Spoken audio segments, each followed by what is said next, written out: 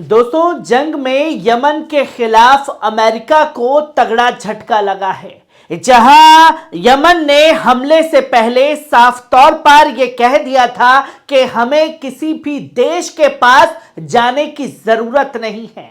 हम इस जंग को अपने मजलूम भाइयों के लिए अपने दम पर लड़ेंगे। जहां यमन ने जो कहा वो करके दिखाया और यमन अभी भी अपने दम पर डंके की चोट पर ताबड़तोड़ मिसाइलें जो हैं वो दुनिया भर के जहाजों पर बरसाता हुआ नजर आ रहा है। पर एक तरफ यमन के खिलाफ अमेरिका जैसा सुपर पावर देश, वो सुपर पावर देश जिसका दुनिया में दबदबा है, जहां उनके राष्ट्रपति पहुंच जाए वहां एक टांग पर पूरी दुनिया खड़ी हो जाती है। पर उस सुपर पावर अमेरिका को भी यमन के खिलाफ जाने के लिए एक झुंड की जरूरत पड़ रही है और उस झुंड में भी अब दो फाड़ होती हुई दिखाई दे रही है, जहां नाटो के देश भी अब अमेरिका से यमन के खिलाफ जाने पर पल्ला झाड़ते हुए दिखाई दे रहे हैं। जिसकी कई तस्वीरें जो हैं वो सामने आई हैं, जहां आप साफ तौर पर देख सकते हैं कि यूएस ने यूएन को कॉल किया है कि वो यमन के खिलाफ जो है एक अहम बैठक बुलाए। ये वो अमेरिका है जो यमन के खिलाफ तो अपने तमाम तरीके से यूएन को कॉल करके बोलता है कि आप एक बैठक बुलाइए दुनिया भर के देशों की। पर यही अमेरिका किस तरीके से गाजा के अंदर हो रहे नरसंहार में शामिल है, इस पर कभी कुछ बोलता हुआ दिखाई नहीं दिया। जहां उल्टा इजराइल का इस नरसंहार में कंधे से कंधा मिला करके दिखाई दिया और हमेशा खड़ा हुआ रहा। जो तस्वीर दुनिया के सामने है और एक तरफ यमन है जिसने जो गाजा के लोगों के लिए कदम उठाया वो एक बेहतरीन नजीर बन गया। और अमेरिका दुनिया भर का एक लौता ऐसा देश है जहां उसे जंग करानी होती है या खुद जंग में शामिल होना होता है तो अपने दम पर कभी भी जंग में खुद शामिल नहीं होता। उसे झुंड की जरूरत पड़ती है कि साहब फला देश में आतंकवाद ज्यादा हो रहा है, इसलिए आपको साथ आना चाहिए। और तमाम झुंड बना करके सीना तान करके चलना शुरू कर देंगे कि चलिए साहब हम आपके साथ हैं। और फिर उसमें भी अमेरिका की दोगलागिरी सामने आती है कि आप इसे लीड करिए, हम आपके साथ हैं।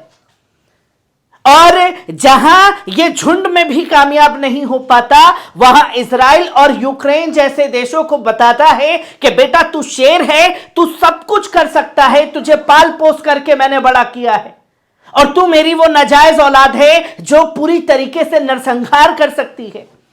जहां यूक्रेन का किस तरीके से रशिया ने पीट पीट करके खिंजीर बना दिया है वो दुनिया के सामने है और किस तरीके से हमास के मुजाहिदीनों से गाजा के अंदर खुद इजरायली पिट रहा है तो वो भी दुनिया के सामने एक बेहतरीन नजीर है कि दुनिया की ताकतें थी इजराइल के साथ और फिर भी उसे दर दर भटकना पड़ रहा है। यूएन को कॉल करना पड़ रहा है कि साहब यमन के खिलाफ आप एक अहम बैठक बुलाइए।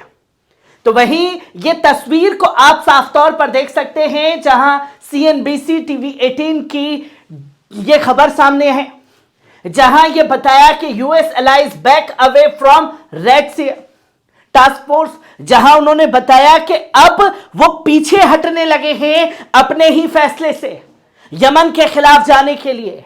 जहां ये दावा खास तौर पर किया जाता है अमेरिका द्वारा किया गया कि 20 देश हमारे साथ शामिल है, जहां 20 देश की संख्या अमेरिका बताता है कि बस अब तो मैं बलवान हूं, 20 देशों की ताकत मेरे साथ है, 20 देशों की फोर्स मेरे साथ है, अब मैं यमन को पूरी तरीके से खत्म कर दूंगा। पर उसके बाद जो 20 का दावा किया जाता है वहां 12 देश ही यमन के खिलाफ जाने के लिए सिग्नेचर करते हैं, जिसमें United kingdom, Australia, Canada, Germany, Japan और तमाम देश शामिल हैं। तो जो झुंड 20 का बना था उस झुंड में भी 8 देश जो हैं कन्नी काट गए यमन के खिलाफ जाने पर। जिसकी तस्वीर दुनिया के सामने है, जहां इसी के साथ साथ जब तमाम देश कन्नी काटते हुए दिखाई दे रहे हैं, तो वहीं नाटो के उन देशों के बारे में बात करना ज्यादा जरूरी है जहां हंगरी भी शामिल है।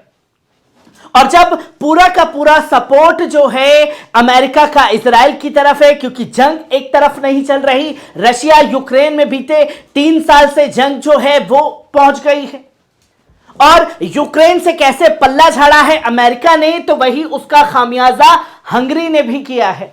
यूक्रेन को ऐसा लावारिस छोड़ दिया है कि जंग में यूक्रेन है ही नहीं, उसे रशिया बुरी तरीके से पीट रहा है। जो तस्वीर दुनिया के सामने है कि कैसे अलग थलग यूक्रेन जो है रशिया की जंग में पड़ गया है। यहां अमेरिका नाटो के देशों को ऑर्डर करता है कि साहब मैं तो इजराइल के साथ लगा हूं, आप यूक्रेन के साथ लगिए, पर वो देश भी अब खास तौर पर अमेरिका की बात मानने से इनकार करते हैं। जहां हंगरी के प्राइम मिनिस्टर साफ तौर पर यह ऐलान करते हैं कि वो 54 बिलियन जो यूरोपियन फाइनेंशियल एड था वो यूक्रेन को नहीं देंगे, उसे पूरी तरीके से ब्लॉक कर दिया है। जहां आप देख सकते हैं कि मिश्रा अमरीश का भी ट्वीट सामने है, जहां साफ तौर पर बताया जा रहा है कि इजराइल द्वारा शुरू किया गया गाजा युद्ध एक अंतर्राष्ट्रीय संकट में तब्दील होता जा रहा है। मध्य पूर्व को 1 मिनट अलग रखें, प्रमुख नाटो सदस्य Hungary, Ukraine, France, Italy, Spain Yemen के खिलाफ लाल सागर में अमेरिकी बेड़े का समर्थन करने से इनकार कर रहे हैं। क्या यमन के आगे ऐसे में नाटो टिक पाएगा? ये दुनिया भर के वो पावरफुल देश हैं जो यमन के सामने जाने से कतरा रहे हैं, जहां अमेरिका को 20 देशों का साथ बताना पड़ा, अंत में 12 रहे। फिर वही अमेरिका जो है मिडल ईस्ट के तमाम मुस्लिम देशों के पास जा जाकर के दर दर भटकता रहा। जहां इजिप्ट ने भी यमन के खिलाफ जाने से इनकार कर दिया, वहीं सऊदी यूएई ने पूरी तरीके से चुप्पी साध ली कि हम इसमें शामिल ही नहीं होंगे। और ऐसे में ईरान ने अपना युद्धपोत लाल सागर में तैनात करके अमेरिका की पूरी तरीके से चुले हिला दी हैं। हर एक खबर को बारीक से आपके साथ साझा करता रहूंगा। दीजिए इजाजत, शुक्रिया।